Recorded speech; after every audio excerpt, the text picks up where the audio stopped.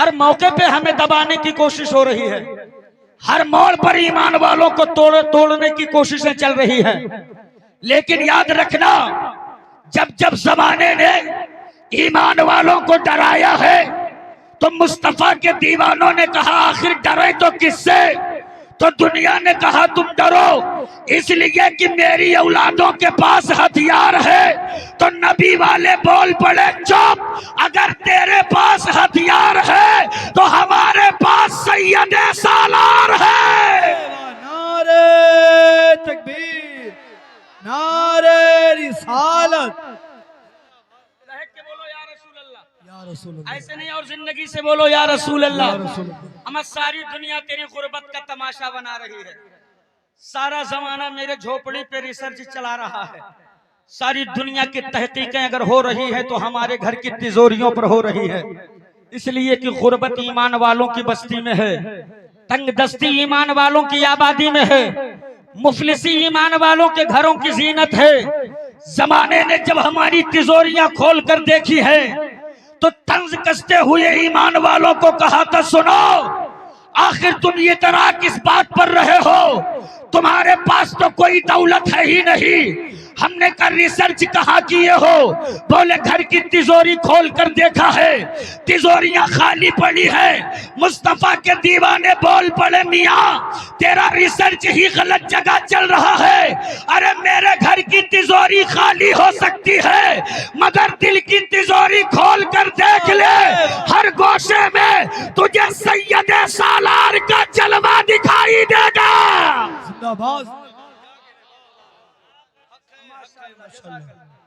भाई शान मोहम्मद इस्माइली साहब और सहीम भाई नेपाली दोनों ने कहा था कि इनाम नहीं दो तो सुभान अल्लाह बोलो, इनाम नहीं दो तो सुभान अल्लाह बोलो। लेकिन मैं कह रहा हूँ इनाम भी दो और सुभान अल्लाह भी बोलो। सुभान।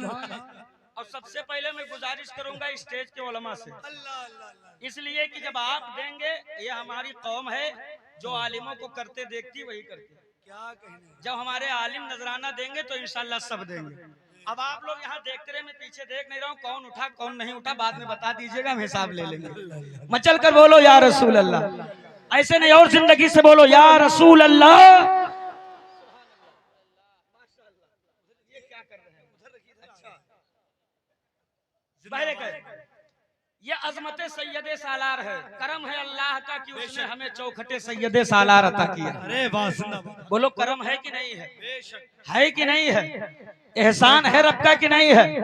और एक जुमला में उलमा की मौजूदगी में कह दूं, बहराइच की सरजमीन पर जिसने करबला का नक्शा उतारा है वो मेरे सैयदे सालार है।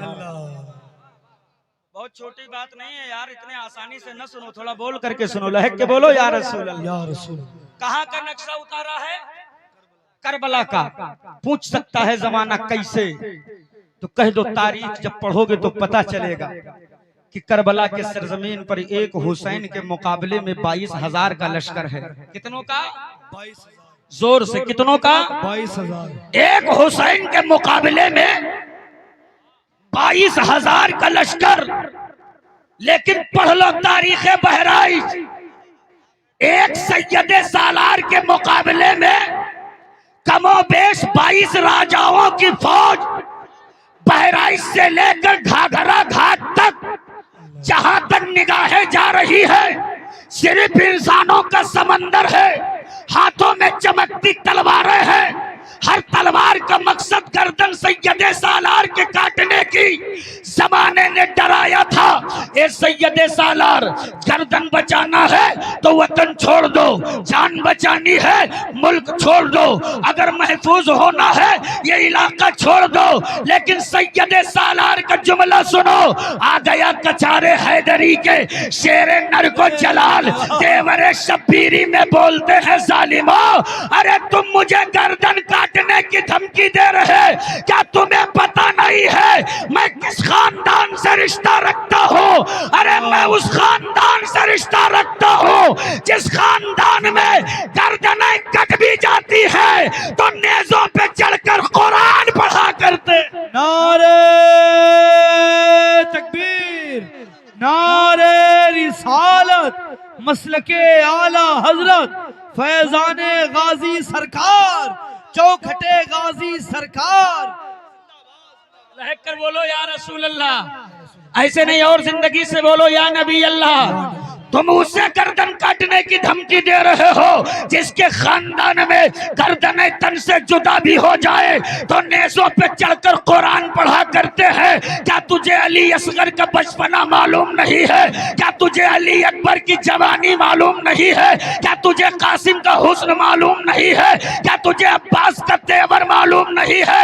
अरे हाँ हाँ, मैं उस अली का बेटा हूँ जिसके खानदान में गर्दन कटाकर दीन बचाने की अदा बहुत पुरानी हो चुकी है। अल्हम्दुलिल्लाह। बेशक। शहर बहराइच और पूर्व बहराइच में रहने वालों, तुम अपने नसीबे पे जितना नाज करो कम है, लेकिन अफसोस तो तब होता है हजरत, हमारे इलाके से लोग बहराइच तो रोज जाते हैं, लेकिन चौखटे सैयदे सालार पर कभी कभी जाते हैं। ये कम नसीबी है।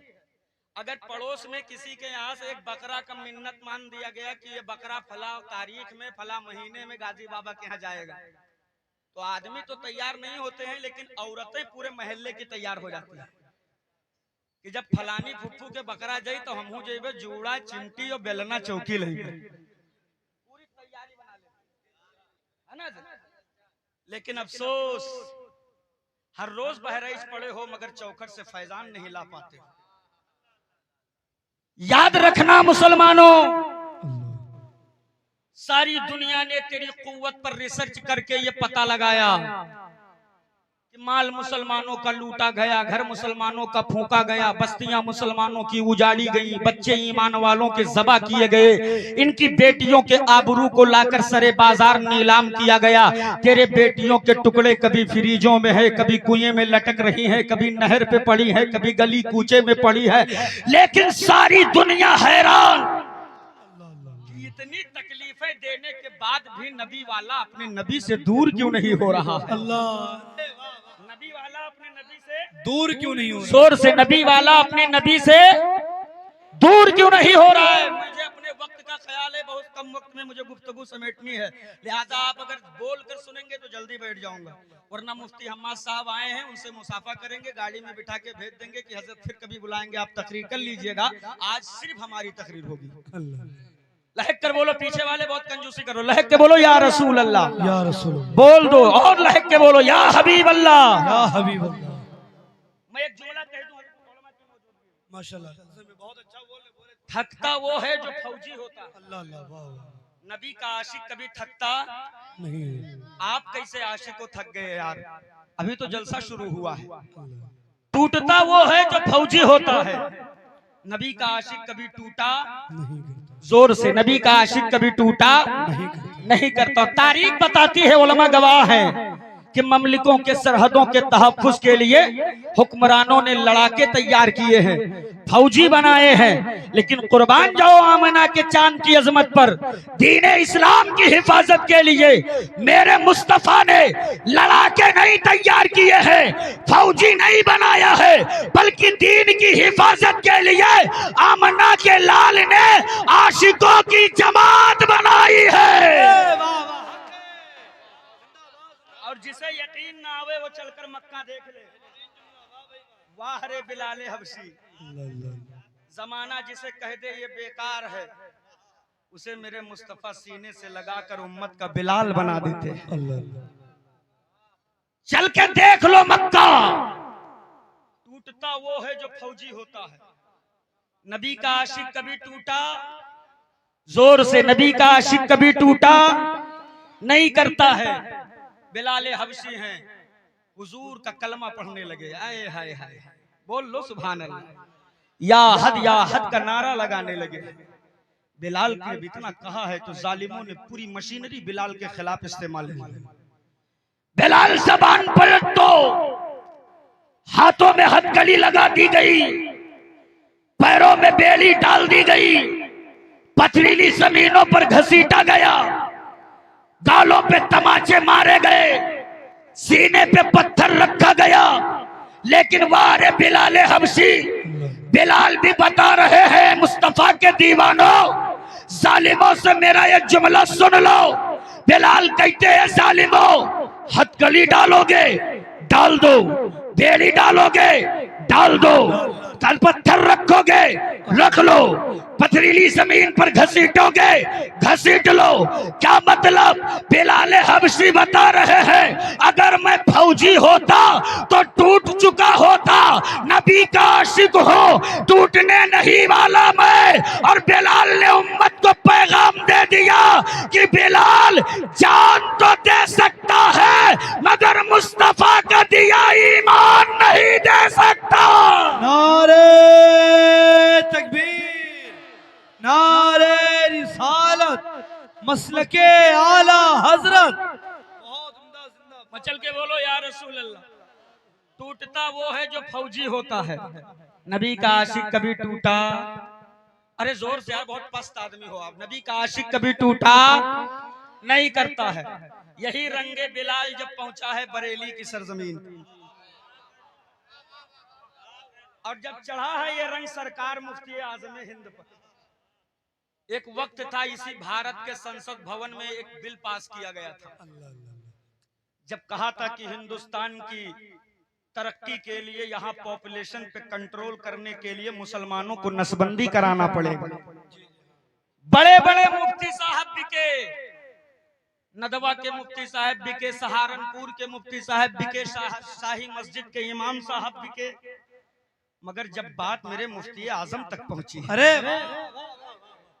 सरकार मुफ्ती आजम हिंद ने लिख दिया कि मजहबे इस्लाम में नसबंदी कराना हराम है, हराम है, हराम है।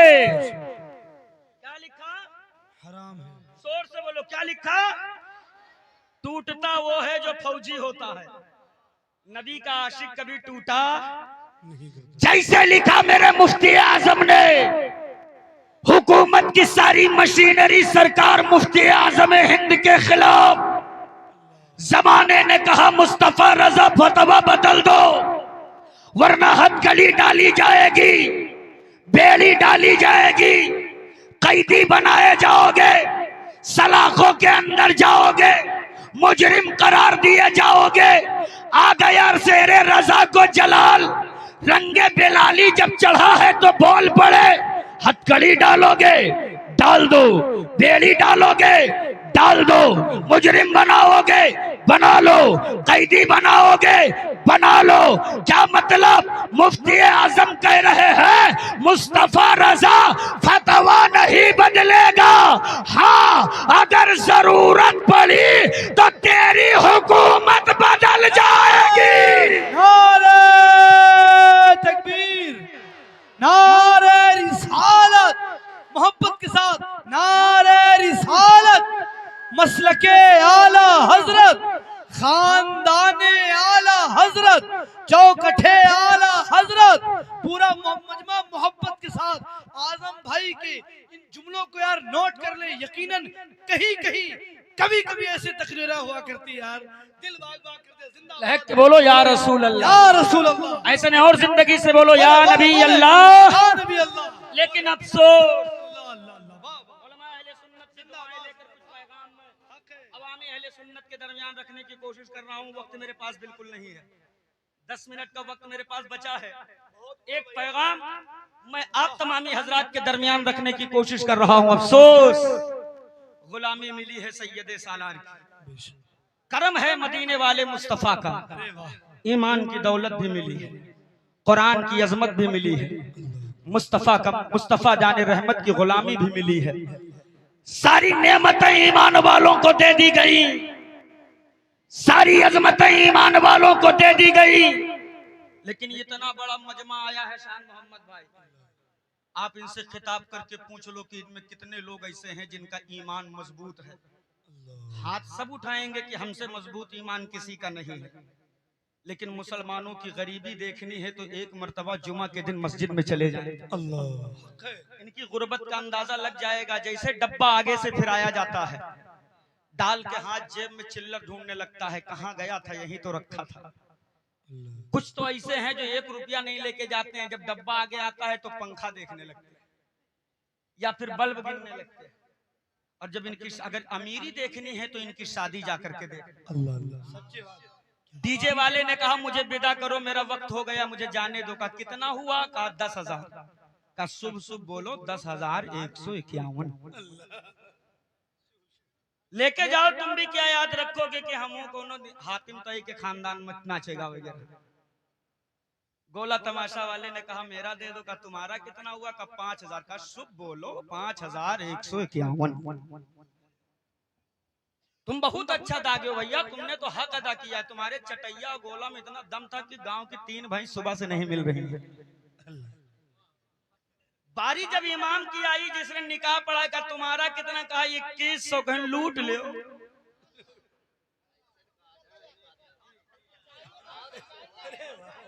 लूट ले।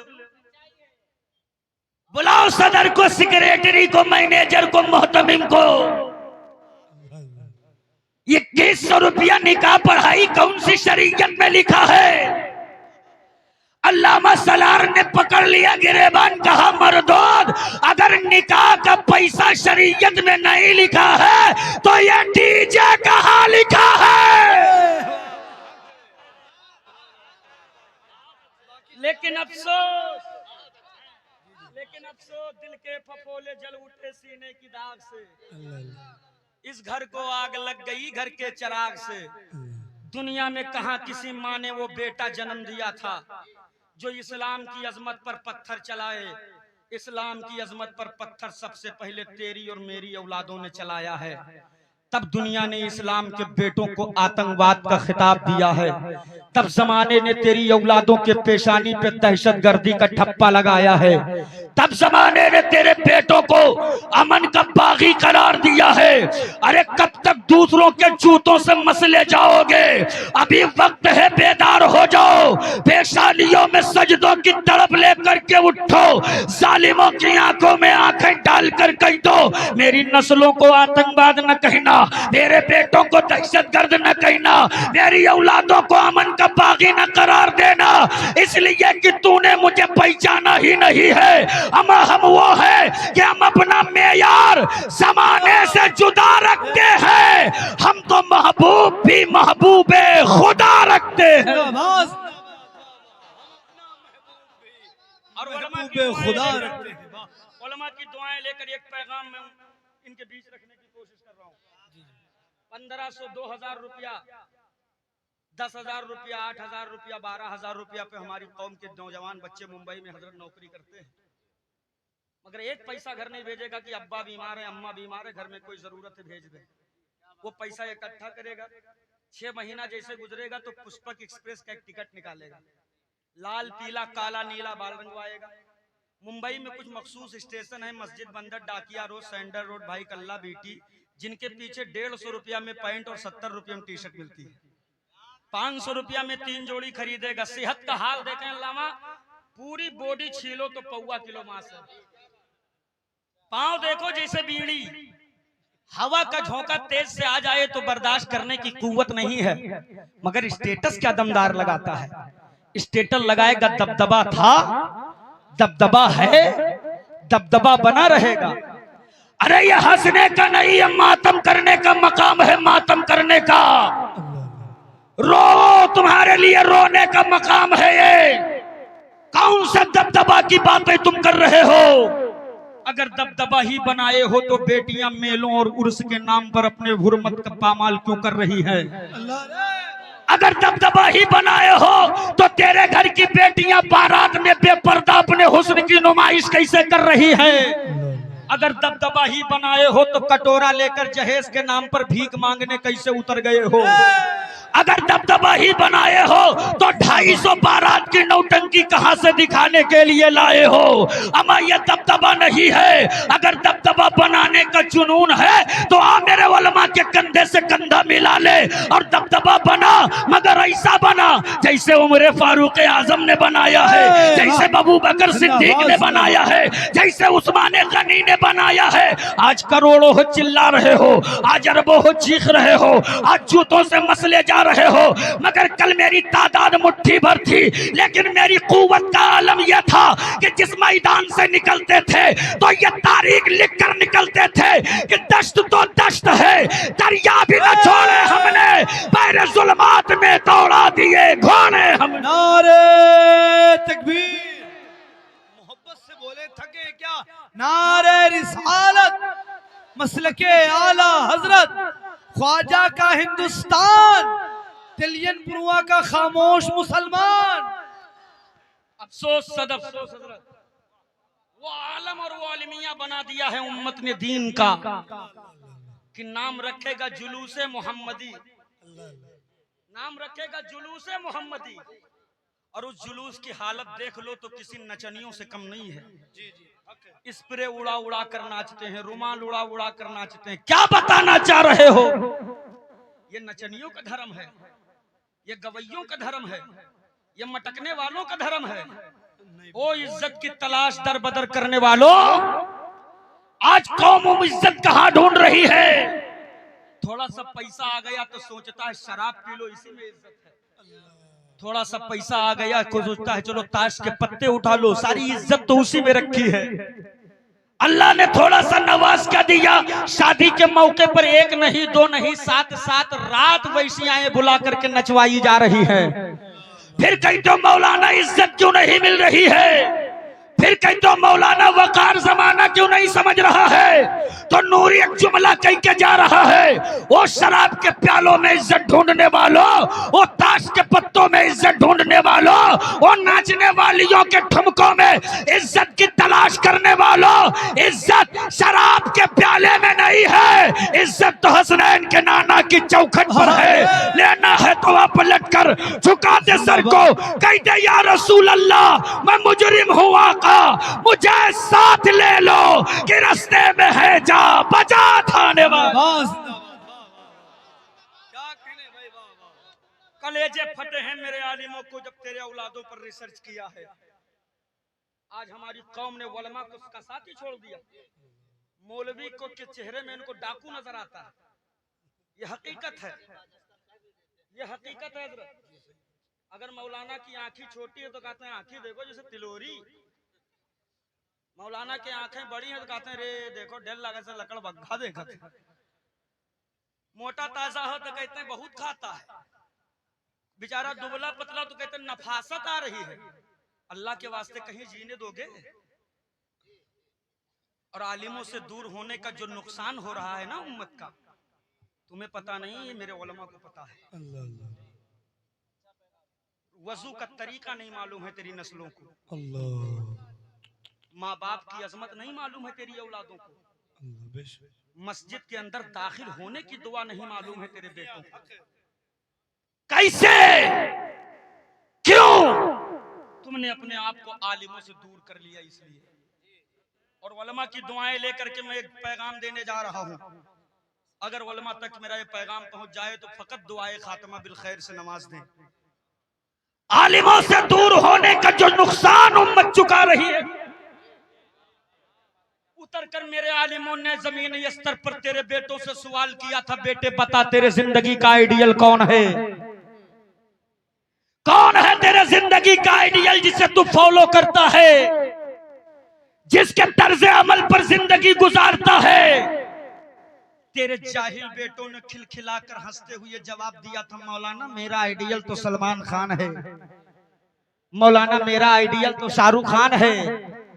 लेकिन अफसोस अगर तेरे बेटों ने और तूने आलिमों के करीब रहकर अपनी जिंदगी गुजारी होती, फिर जब मेरा आलिम तेरे बेटों से पूछता बेटे बताओ तेरे जिंदगी का आइडियल कौन है, तो तेरा बेटा खम ठोक कर फख्र से कहता मौलाना मेरे जिंदगी का आइडियल सलमान है, सलमान। लेकिन माफ कीजिएगा, मेरा आइडियल वो सलमान हरगिज नहीं है जो नाचता है नचाता है। मेरा आइडियल तो वो सलमान है जो सलाखों के अंदर रहकर भी उम्मत को लब्बैक या रसूल अल्लाह का पैगाम देता है। नारे तकबीर, नारे रिसालत, जरा उसी नारे को बुलंद करके पूरा मजमा हाथों को उठा करके नारा बुलंद करें।